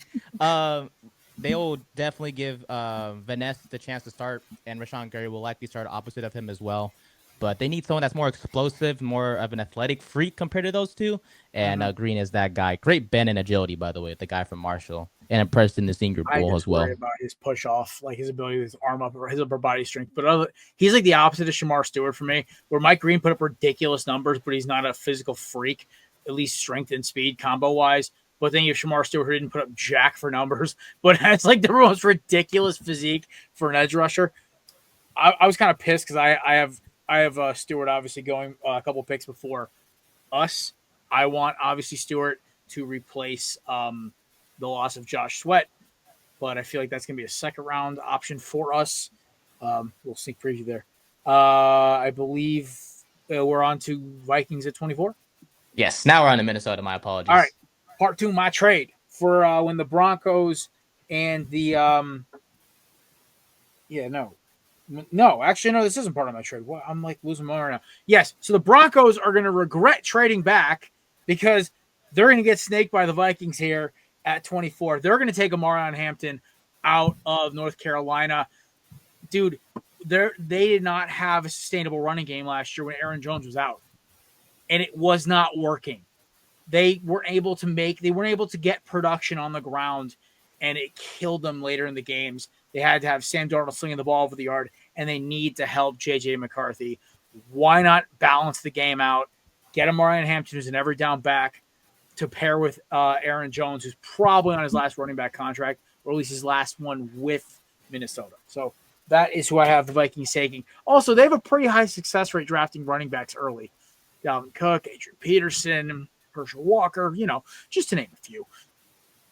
What a great name drops you've had this entire episode. I'm on fire today. My mock draft came out really weird because I just finished it, and I liked my first one the best. My first one is gone to the ethers of the internet. I might release a second one literally on Friday. or the day of the draft. I'll just send it to Nate so he can put it up on the thing, because I'm going to do my big board again. This is part one for me. And the problem is like when you do 5 mock drafts in one day, ladies and gentlemen, I apologize in advance. My brain is scrambled eggs. I'm running on 5 hours of sleep. I did a demo work today. On top of that, I ran 3 miles, did okay time today. Not something to be crazy proud of, but it was a good time. Then helped a person move some stuff around their house and then started doing more draft prep because apparently I can't say no to anybody. It's not an excuse. It's just what happened. I still like my draft so far. There's like 8 picks I'm not a fan of. Like the Lions Broncos one was the kind of one where I kind of reached a little bit, but I thought it'd be a fun kind of zany move. So, all right, Maddie, who do you have the Vikings taking at 24? So the Vikings, I think they're going to go defensive side of the ball. Looking at the safety position, I know they have Metellus and Cameron Bynum. They also have Harrison Smith, but Harrison Smith is an old man, 36 years old. I think they prep for the future here, and I think they go Malachi Starks out of Georgia for safety for them. I think they prep for the future, like I said, go young. Harrison Smith can't do it forever, and I think he's on his last leg or so at 36 at that position. Literally what I wrote down. Harrison Smith is getting older, and Malachi Starks is an upgrade over Smith and Theo Jackson at the safety position for me. So I also went Mr. Starks from Georgia going to the Minnesota Vikings. I swear. This is like our 6th pick that we have the same, Matt. I think guys, I'm going to have to investigate. No copying homework. I swear. Hey, I did mine from Saturday, and I combined my work from Saturday and Sunday combined. So I don't know. I didn't speak with Matt. I feel like we should all do another mock draft, obviously, before the draft actually happens. So maybe we'll do it off air, and then we'll just Nate will send them to you. You can just post the actual photos instead of that, or reuse the graphic that you're making because I know how you operate. Yeah, have it on the side right now as we speak. This is why you're the best, time, dude. Maybe this time I can have the Giants trading up for Shedeur. Yes. Yes. You really have them swapping 1 and 2 for Shedeur. Listen, I would love 2 and 3. I would love to see that trade compensation because that's going to be ridiculous. I was thinking we stay at 3. Well, for me, because I still have the Browns getting Hunter. I see us keep staying at 3, get Carter, but also trading up some way somehow to jump up and get Shedeur later ahead in the of first what round. you think, like Carolina, because you have to get ahead of New Orleans because New Orleans will draft him.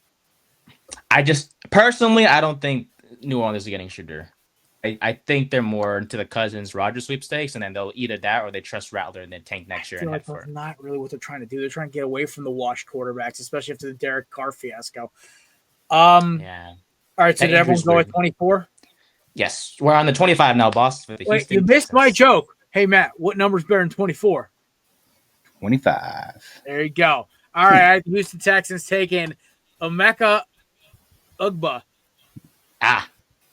Yeah. Listen, his pro comp is Amon-Ra St. Brown.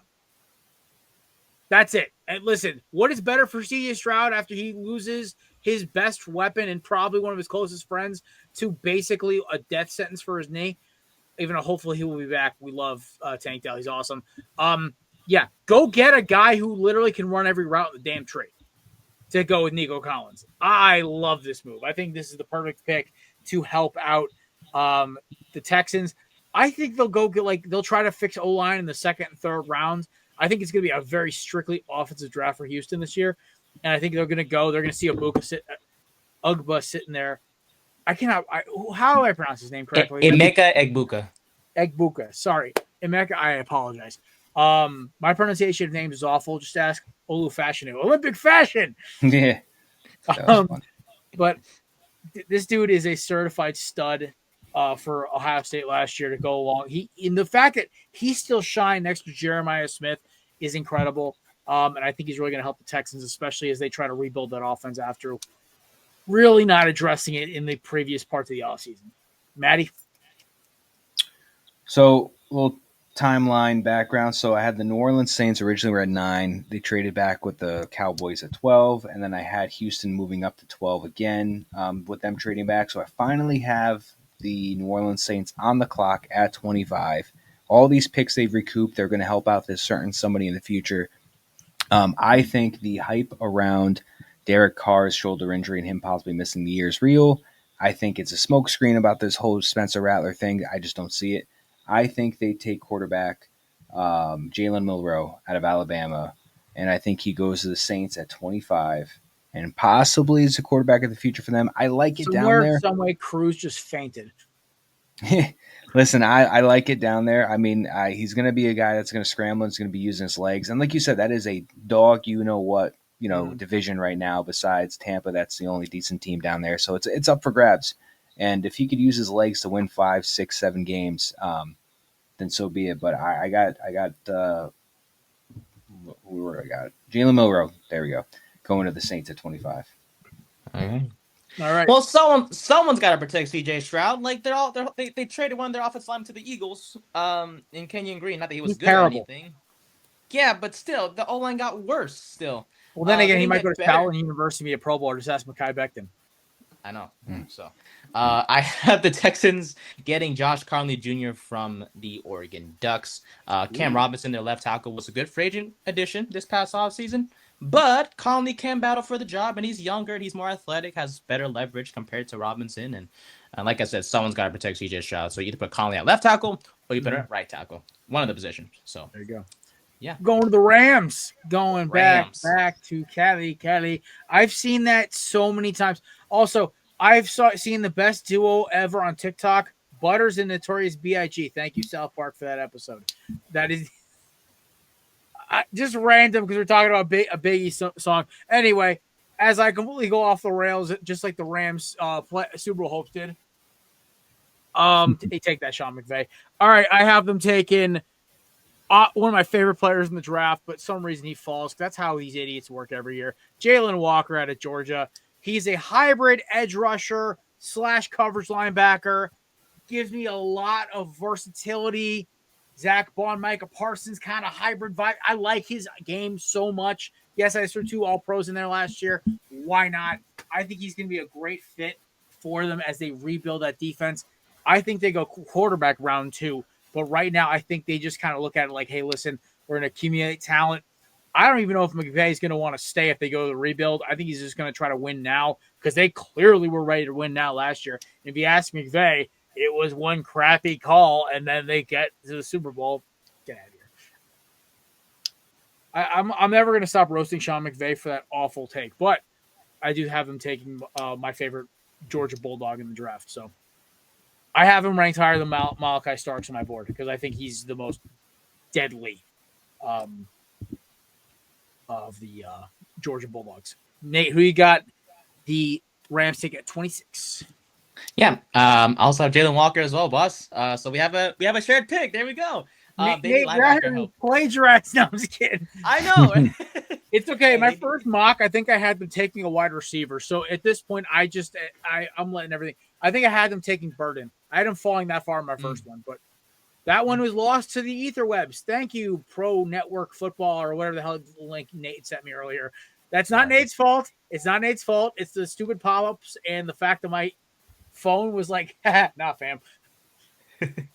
They need linebacker help the Rams do, so that's why I went with Walker as well. So Matt, I just love he's a football Swiss Army knife. That's my favorite part. Yeah. Hopefully he's better than Isaiah Simmons. That's the Cardinals and Giants hat win.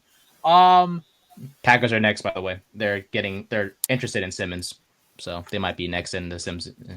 All right, Maddie, who do you got the Rams take at 26? 26, I have the Rams going on the defensive side of the ball. This is where I have Jalen Walker going. I think that solves some issues at the linebacker position for them. And they're set on offense. Walker to the Rams. They're set on offense. With Adams and Nakua and Kyron and Matt Stafford. I know they need a need at tight end, but I think that's something they can address next round too. I don't think they need to jump the gun on that. So I have them going Jalen Walker at 26 as well. Nice. All right, 27 to the Baltimore Ravens. Quote, the Raven.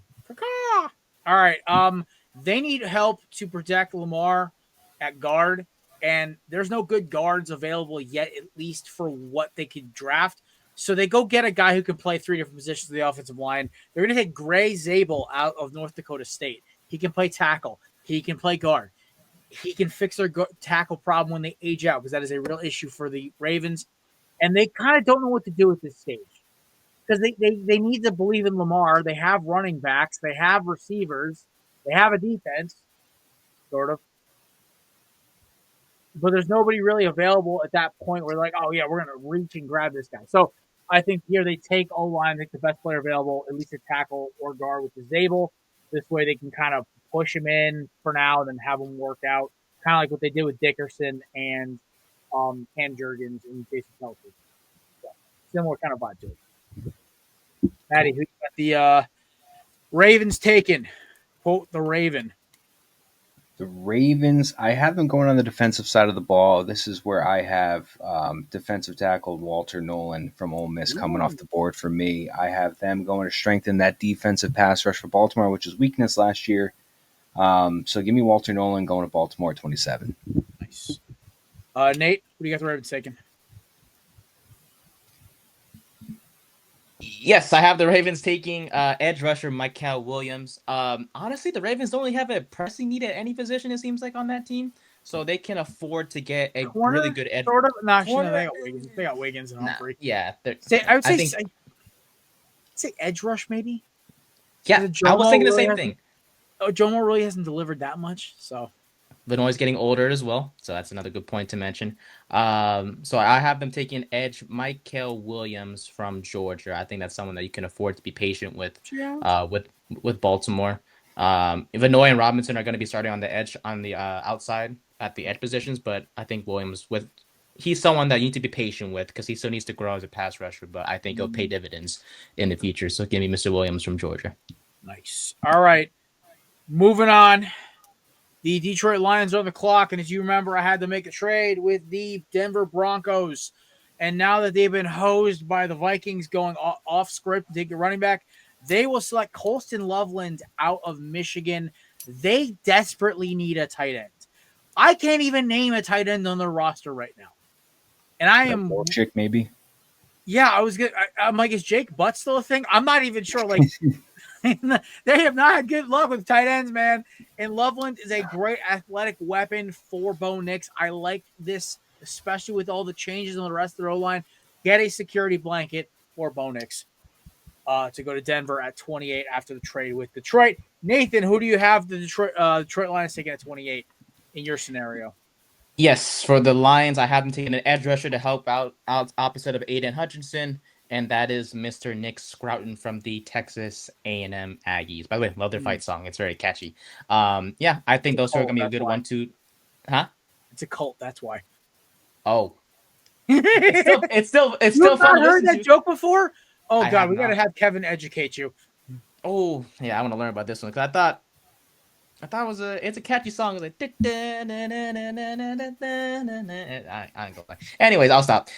Scout, he's an upgrade over Josh Pascal on the edge. He has a well-developed frame, great bend at 265. So he weighs a little heavier than most edge rushers, but he has great pass rush moves. So give me him to pair up with Hutchinson for the Detroit Lions. Alrighty, Matthew. Fun Jake Butt fact. I'm pretty sure it was George Kittle, but he was selected, I believe, one pick before George Kittle. So fun fact for that one for the Denver Broncos. I'm pretty sure. I know it was a big tight end. I think it was Kittle. For the Detroit Lions, they lost Zeitler on that offensive line. So I think they go out and they get Tyler Booker, guard out of Bama, to solidify that offensive line for him, just to give some protection to the Jared Goff. And, you could go defensive side of the ball. They lost Carlton Davis, but they also answered that and got DJ Reed, who is a very good corner as well. So I think they go at the guard vacancy and they take Tyler Booker. Yeah, my Malachi Starks move looks stupider and stupider every this guess. That was kind of me just like, yeah, crazy, right? All right. We're going with the Commanders. Trey Amos out of Ole Miss. The Commanders have not been able to get good corners. Their best corner is a guy they traded for. I think they go get a young kid in Amos, who honestly I think is the best corner in the draft, not named Will Johnson. I thought the fact that he slid this far was ridiculous. I love his draft stock coming in. I think he kind of fits what they're looking for in Washington, and they really kind of nailed drafting the last couple of years. So give me the last 2 years at least. Give me Trey Amos there. They got to get rid of St. Juice and who the hell did AJ Brown owned 2 years ago. Skinny kid from Mississippi State. Oh, wasn't he a corner? Forbes? Yeah, Emmanuel Forbes. I couldn't remember. Yeah, the skinny guy. Yeah. Really skinny dude. But yeah, no. So I have them taking Amos, trying to alleviate kind of like what the Eagles did a year after Jalen Reagor. They go get Devontae Smith. Right the wrong. Okay. All right, Nate. Who you got? Kami's taking at 28. I got the Commanders taking edge rusher Donovan Ezuraku from Boston College. They've had interest this offseason writing guys like Bosa, Mack, DeMarcus Lawrence, but they add a young guy in Ezuraku. Sorry, my apology. Who is he's one of the more pro-ready edge rushers in this draft. And honestly, none of the guys that they have right now have recorded more than 5 sacks last season, which is terrible for a pass rush. So give me Ezuraku to the Commanders. Mm-hmm. All right. For the Commanders at 29, I was looking at the defensive side of the ball. Obviously, I flipped back and forth between corner and defensive line. I ultimately ended up with them going defensive lineman Derek Harmon. They lost Payne in free agency, or they traded him. I can't remember which one, but I know he's not there anymore. And they need help on the secondary, and they need help at the pass rush. But I got them going Derek Harmon to solidify that line for them. Nice. Buffalo Bills on the clock, and I have them not trading with Kansas City this time. They're going to take Shamar Stewart out of Texas A&M. They need to replace Von Miller's product. I don't know what the like. Von Miller's aging. His availability is very questionable. They need to get help for Greg Rousseau. This guy can play inside. He can play outside. He is a weapon. I just think they can go. There's no good corner available here. There's no like wide receiver they can go get here. They kind of have to kind of play this by ear. I think they'll go solidify their D-line here with Shamar Stewart. Nate, who you got the Buffalo Bills tagging? I have the Buffalo Bills taking a corner opposite to help pair opposite of Christian Benford, and that is Shedeur Barron from Texas. Lockdown corner, I feel like potential in the NFL. Turnover machine, by the way, during this time as a Longhorn, 5 interceptions last year alone. He's an upgrade over Dane Jackson and can play both in the slot and the outside. So give me Mr. Shedeur Barron. There you go. Matthew? I also have the Bills going corner, not Barron, but I have them going Trey Amos to go alongside with Taron Johnson and Christian Benford. I'm not a big Elaine fan, or I know they got Brandon Codrington and Cam Lewis, but they've lost a lot of secondary over the last couple of years in free agency. And I think that's something that they're going to need to work on to get back to being a shutdown defense. So give me Trey Amos going to the Buffalo Bills at 30. All right. We got to do it. Kansas City Chiefs. I have them taking Kelvin Banks Jr. out of Texas. For some reason, he falls this far. I don't know. One of the tackles had to fall. What is the biggest problem in the Chiefs' offense right now? They have no tackles. What do the Eagles expose? Their offensive line. Give me a guy to at least protect either Mahomes' front or backside.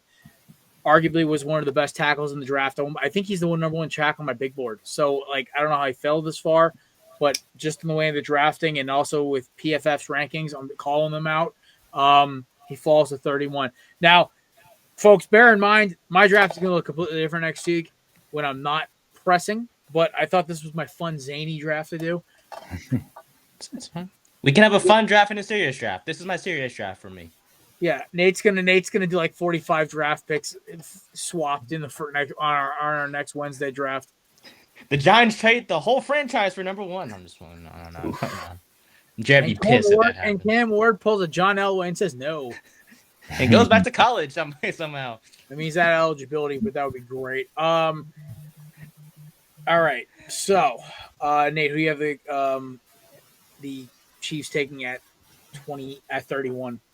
Yes. Donovan Jackson from the Ohio State Buckeyes, the guard who can also play left tackle, helps his case to go to the Chiefs because their current left side consists of Jalen Moore and Mike Caliendo.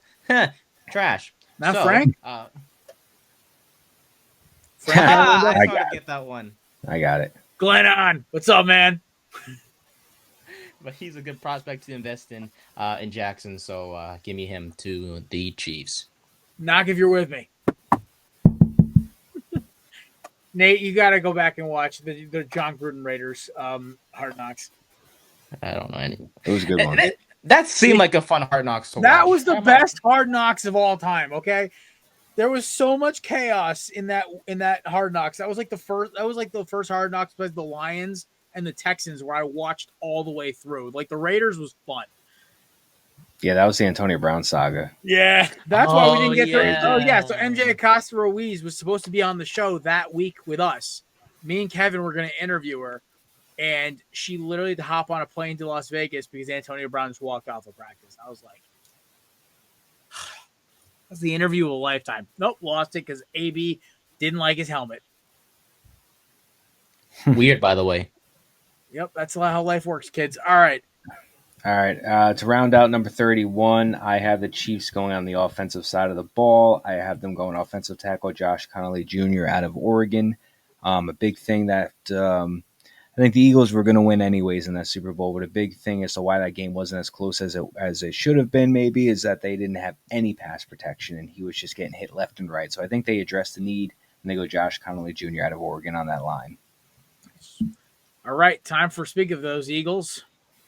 At number 32, I have the Philadelphia Eagles selecting Nick Amawuri out of South Carolina. What better way to fix the void that CJ Gardner-Johnson leaves behind by taking a guy who literally is a sideline-to-sideline thumper with some ball hawk ability to fit with the very fundamentally sound Reed Blankenship. I think this is a great fit for them. He's a big physical intimidator. I kind of look at him as the evolution of what Sidney Brown was supposed to be. I love Sidney Brown as a player. I just don't know if he can downshift a gear. He has two gears, stop and obliterate. The dude fought 3 Dallas Cowboys last year and won. So on the sideline, probably didn't get ejected, which I find hilarious. But yeah, so give me Nick Amawuri out of South Carolina, the safety. Imanawuri, my apologies. Nate. I have the Eagles selecting Tyleik Williams from the Ohio State Buckeyes. Look, Emanwari is still there, and I almost went with him going to the Eagles, but I think interior defensive tackle is more of a need for you guys. I feel like otherwise, I just for me Buckeyes on our roster. I know, but I think it's for me, it's if you guys worried about safety that much, I just felt like you guys could have just kept CJ Gardner-Johnson. There's other stuff that has been coming out about why we dealt him. Makes sense. It was also we got a guard that apparently Jeff Stoutland likes. So I was like, all right, whatever. Makes sense. But not a draft pick. I can't remember honestly, but I think they're going to see Amawari there and be like, oh, we'll take him. Yeah, I think losing Williams hurts a little bit, so why not get another Williams to replace him? Exciting defensive tackle prospect. Has the physical tools and a disruptive run defender during his time with the Buckeyes. So you may not like him because he comes from Ohio State. But unless his name is Bosa, I don't want him on my roster from the Buckeyes because no Buckeyes have been good. Lattimore and Bosa, that's basically it. Pretty much. But yeah, Williams to the Buckeyes. As Jared doesn't like it, but I have Williams going to the Eagles. All right, so. Matt, your last up. All right. Taken. To round out our first round mock draft, I'm looking at the Eagles team, and it is very difficult to find a weak spot. I mean, it is no surprise that they won the Super Bowl last year because that is an absolute loaded roster on all positions of that team. But if I really had to find some sort of weakness right now, I'm looking at the fact that they did trade CJ Gardner-Johnson. So I as well have them going safety Nick Emanwari out of South Carolina to go with Reed Blankenship. Just to round out that secondary. I mean, I think that simple move is going to just make them, again, the best defense in the league. Because, like I said, there's really not a lot of weaknesses on either side of the ball for them, if any. I just think that is maybe the most glaring one, and that will be answered with Nick Emanwari at 32. I also think with the signing of Josh Uche, they're kind of putting edge rusher kind of farther down the pipe, maybe second or third round, because Nolan Smith and Jalix Hunt will be the starters. So now you're going to your secondary guys.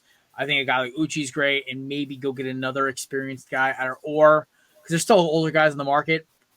or they go get a guy in the second, third round. I don't know. It's weird. Cornerback, they have depth at because they're gonna have I guess Keely Ringo starting at corner. So I'm with that. I love Keely Ringo there, but yeah, it's gonna be an interesting. Eagles are in a weird spot. They lost a lot of guys in day one of free agency. I think it's going to be an interesting kind of a picture. That is the Korner Booth mock draft 2025 1.0.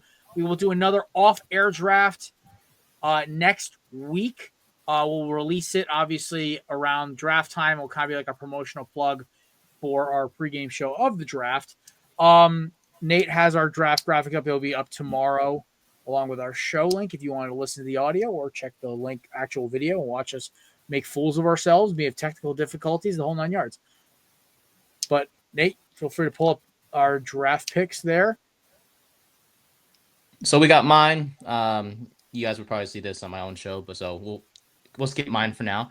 We have Jared's, of course, with Ward, Sanders, Hunter, Carter, Graham, GNT, Warren, McMillan, Campbell, Grant, Nolan, Green, Mambu, Milrow to the Steelers, Golden, Barron, Campbell, Ezereku, Johnson, Starks, Simmons, Burden, Pierce, Hampton, Egbuka, Walker, Zabel, Loveland, Amos, Stewart, Banks, and Amenori.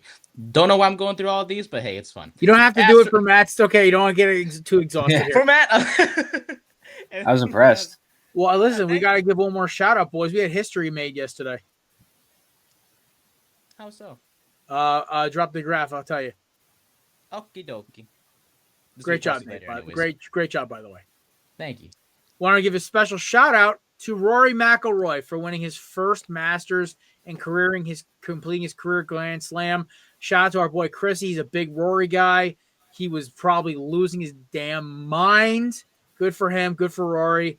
I was kind of pissed Bryson choked it away because out of nowhere, I guess sometime in the last week and a half, I put Bryson to win the damn thing.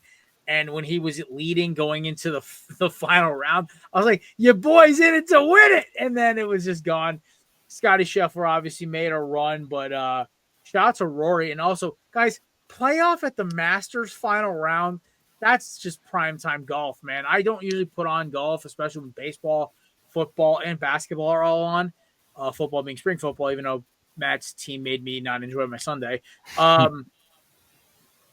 I got to watch a little playoff golf, and the celebration and watching Rory lose his mind, it's awesome. That's what sports is all about. Kind of reminded me a little bit of Tiger winning in 2019 kind of vibes, where it was like finally.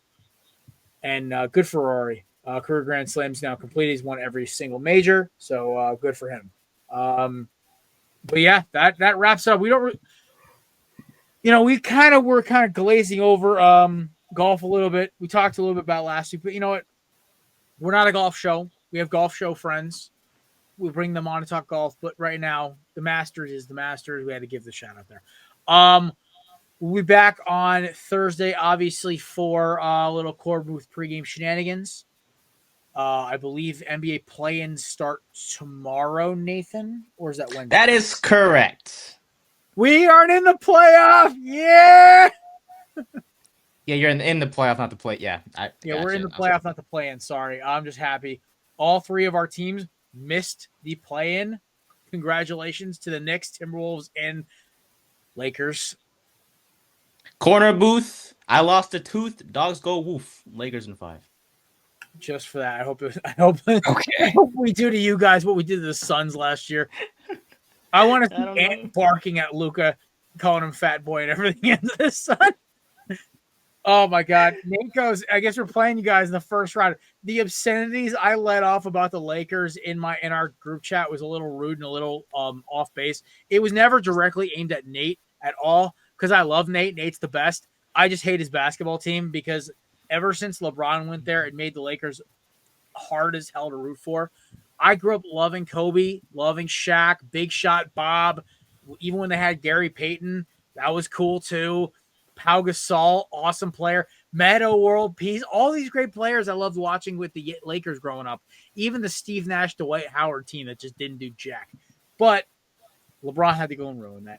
So, he could have gone to any other team. He had to go to the Lakers. But it's going to be fun. West is stacked. It is. It's really embarrassing to the East that the entire Midwest division basically makes up 5 or 4 of the top 6. The East is bad, man. I think, like, the bracketology thing. That's why the NBA playoffs got eliminated, because the East just makes it weak. Dude, the East makes it look so bad. Like, if they did just based off record, besides the Cavs and the Celtics, then I think the Knicks would be like the 6th or 7th seed. And then I think or maybe the 9th behind like Minnesota. I'm not even sure. They might have the same record as Minnesota. I don't know. And then of course poor Chris and his Sixers, who are supposed to be good, are just awful. Yeah, the Magic won the Southeast and they're in the play-in. Yikes. So, all right. Well, hey, ladies and gentlemen, we'll obviously be talking all things NBA playoffs on Thursday. We'll probably maybe dabble in hockey. I don't know. We'll figure that out. We'll talk some UFL 4-pack, maybe some big board stuff. Maybe I'll review my big. Nah, I'm going to keep it under wraps. I'm going to keep it under wraps for next Thursday. But, ladies and gentlemen, have an amazing show. Amazing show. Wow. I really need sleep. Amazing week. Shout out to our sponsor for this episode, specifically Righteous Felon. Promo code BELLYUP for 15% off at checkout. I'm seeing this stuff in gas stations now, in supermarkets. They're really blowing up. It's good quality meat snacks that are not going to kill your wallet and are actually good for you, at least in terms of beef jerky. So go check them out right now. Their packs come conveniently as like a 20 grams of protein serving. It's great stuff. My favorite is the Maryland crab. Also, our other sponsors, knips.com, promo code BELLYUP20 for 20% off. And SeatGeek, the best ticketing app on the planet. Promo code BELLYUPSports for $20 off your first initial checkout. I'm Jared. That's Nate. That's Matt. You can find Nate 3rd and 10 podcast is tomorrow. You can find me and Maddie and Nate obviously back on Thursday. Peace.